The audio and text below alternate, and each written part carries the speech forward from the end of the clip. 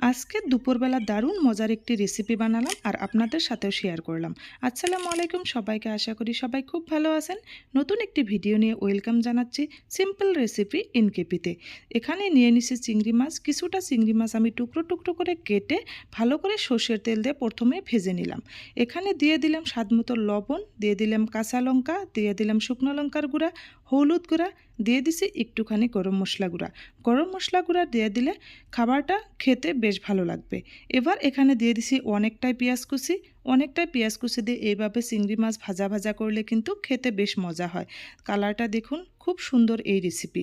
এবার আমি ঢাকনাটা দিয়ে দিছিলাম। ঢাকনাটা 2 মিনিট পর খুলে দেখছি পেঁয়াজের থেকে কিন্তু একটুখানি জল উঠে গেছে।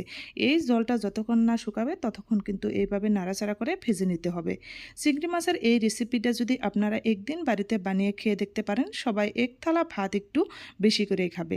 এবার দেখুন পেঁয়াজটা কিন্তু পুরোপুরিভাবে গলে গেছে। দেখতেই তো পাচ্ছেন খুব সুন্দর জুসি একটা ভাব এসেছে। যদি এই চিংড়ি মাছের রেসিপিটা দিয়ে দুপুরবেলা গরম ভাত খাওয়া যায় তাহলে কিন্তু বেশ মজা হয়। যদি আমার এই রেসিপিটি ভালো লেগে থাকে নিশ্চয়ই লাইক, কমেন্ট, শেয়ার এবং সাবস্ক্রাইব করবেন।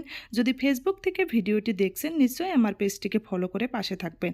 আর অবশ্যই কিন্তু এইভাবে টুকরো করে চিংড়ি মাছ একদিন বেশি করে পেঁয়াজ দিয়ে ভেজে খেয়ে দেখতে পারেন।